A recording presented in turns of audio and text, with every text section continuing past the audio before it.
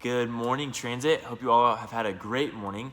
So not a lot of announcements to report this morning, other than for the rest of the month, we're going to be doing kickball or frisbee, something during our second service, our 10:45 service outside. So we'll meet in the hangar and then go out probably to the practice fields at Choctaw to do that.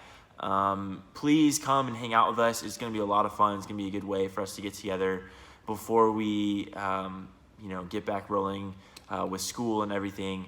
But this week, this is our last video in this Together series.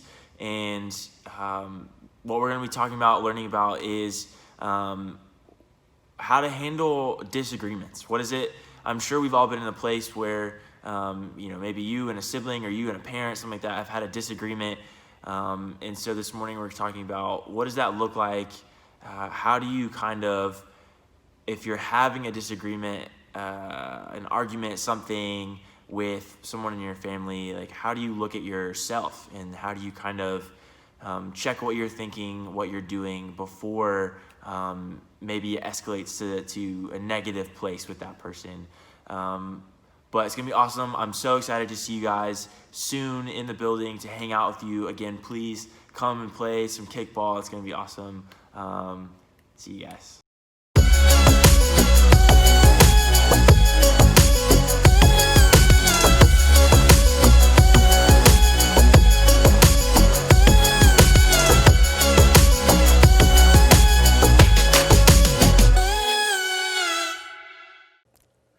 Transit! What's up, y'all? My name is Julius. I go by Jew. For those of you who don't know me, that's J-U, not J-E-W. But anyways, I'm here on today and part of this third week of the series that we've been in. And it's been a great series for me for this season, just everything that's going on. And I really hope that's been a great season for you as well. So I'm excited to be here to talk to you guys today. But I'm also excited not just because of the series that we're in. I'm excited because of, this time frame and just where we are right now. School is over right now. We're, in the summer month of June, and we're just able to get out a little more and do some things. For a while, we were just locked in the four walls of our houses. Like we couldn't do anything. Sports were shut down. School was shut down. Movie theaters, restaurants, you name it. It's almost like everything that we love to do was just at a standstill, at a pause. And the only thing that we could do was just be home with our families or the people that was around us. And, got a little stir crazy after a while. So I'm excited and I'm happy that, stuff has lifted a little bit and we're able to do some things. We're still not doing everything, but able to do some things and get back to, I guess, maybe some semblance or whatever you will of normalcy or a new normal. You know what I mean? So that has made me happy. And I can imagine that for some of you, you're happy and you're even excited for just being able to maybe go out and get something to eat or order out to eat or just go out and maybe see some friends in the neighborhood or whatever that looks like. I can imagine again that you are happy and excited just like I am. Because, again, when this thing first started, we couldn't do any of that. And at first we were trying to get all this information and figure out, hey, what does this mean? And okay, what's going on? And how do we deal with this? And stuff is shutting down. And we were just, trying to figure it out.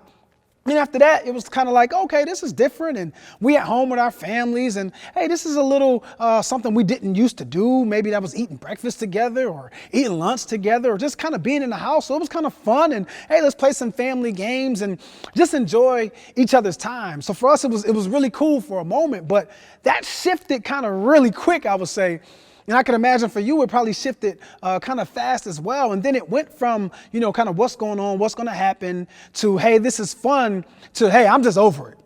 Like, for real, I'm done. I'm over it. I'm tired of being stuck in the house with the same old people, doing the same things, seeing the same things. Like, I'm just over it. And what was fun, what was exciting, what was different turned into this boring, normal thing. And even maybe what was fun turned into chaos. It turned into conflict. It turned into arguments. It turned into just tense situations. Just being in the same place with people all the time, that can do that to us.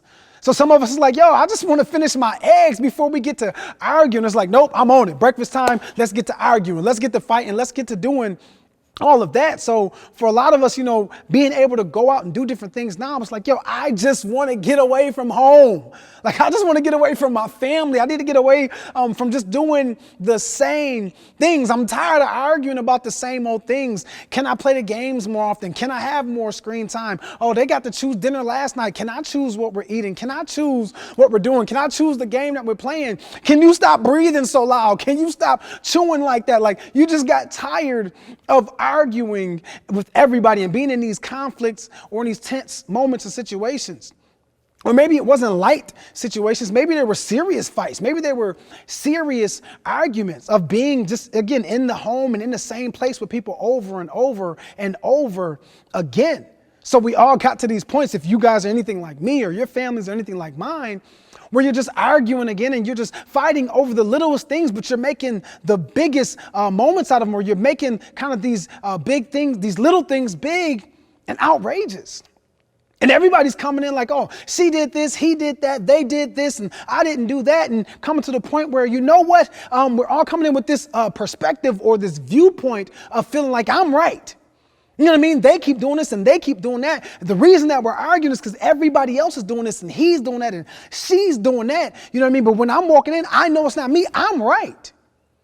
And some of you have felt that same way. You're walking into these moments, but you're like, I'm right. The way I felt, what I said, what I did, I'm right. And if I'm right, that means you're wrong, right? The way you feel, the way you see it, what you said and all of that, you're wrong and I am right. And that's how we walk into these situations. That's why we get into these arguments or these conflicts or these fights, because everybody's walking in feeling like I'm right and I'm going to argue my point. I'm going to prove my point to everybody sees it. I'm right and you're wrong. And that's a big problem. That's a huge reason why we're in these conflicts and why we're in these arguments in the first place. Because we all feel like the way that I see it is the only way to see it.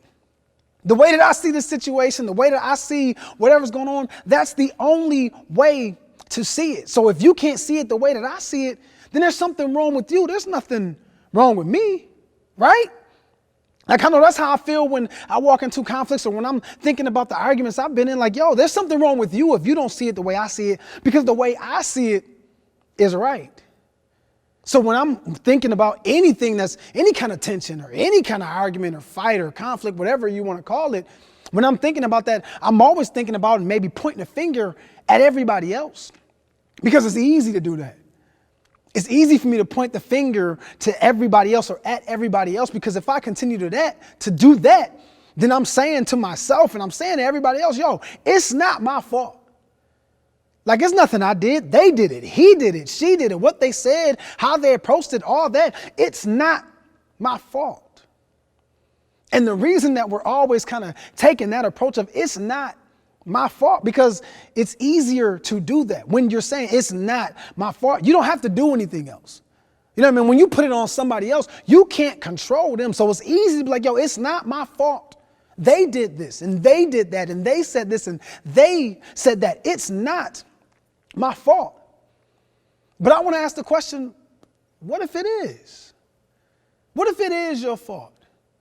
I know some of y'all right there are lost. You like, hold up, Drew. What you mean it's my fault? Man, I didn't do nothing. It is them. They always did that. Let me rephrase that then.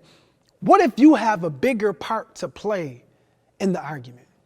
What if you have a bigger part to play in that conflict, in that tension that's going on within your home right now? What if you really do have a bigger part to play? The way you approach it, how you said what you said, how you acted when somebody said something, how you reacted. What if you really have a bigger part to play? Like, what does that mean? What does that look like? I truly believe you and I have a much bigger part to play than we give off, a much bigger part to play than we really kind of say that we do. And see, I love it. The scripture I'm going to talk about today, Jesus, he talks about kind of this very thing, and especially kind of the walking into a situation of the way I see it is the only way to see it. And if you don't see it how I see it, then you're wrong and I'm right. I feel like Jesus dispels that when he was talking to his disciples and a group of people that was following him kind of in that day. And when he talked about this, how he made a comparison between two things that we're going to read about, for me, some people think it's extra. I think it's incredible. I think it's incredible what he said to the disciples and to the people that were following him, that stuck with them then, and that can very well and very much speak to you and me right now. It's a scripture I want to read. It's in Matthew chapter 7. And it reads this. It says, "Why do you look at the speck of sawdust in your brother's eye and pay no attention to the plank in your own eye? How can you say to your brother, 'Let me take the speck out of your eye,' when all the time there's a plank in your own eye? You hypocrite. First take the plank out of your own eye, and then you will see clearly to remove the speck from your brother's eye. First take the plank out of your own eye, then you can see to remove the speck out of your brother's eye."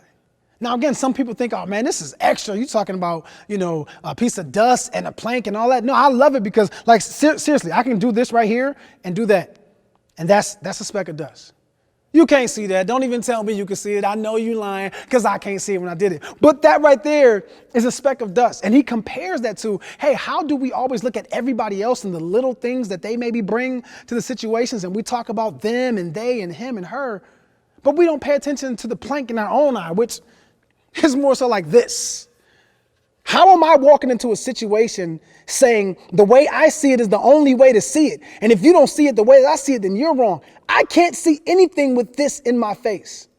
How can I talk about the little thing that you're doing, that little speck, and I have this big plank over my eyes? And I feel like that's what Jesus was saying to them. And that's what he's saying to you and I. Like, first remove that, put that down out of your eye. And then you can help to look at or help your brother with the speck that's in their eye. Like, look at the thing that you are bringing to the situation, that you are bringing to the conflict, that you are bringing to the argument. Because you are a part of every conflict, of every argument, and every fight that you're in. Like, you and I are walking around, we're not getting along with our father, we're not getting along with our mother, our brothers or sisters, aunts and uncles, whatever. And then we walking around talking about it's them, it's they, it's all that they're doing. And there's one part of that that remains the same, and it's you.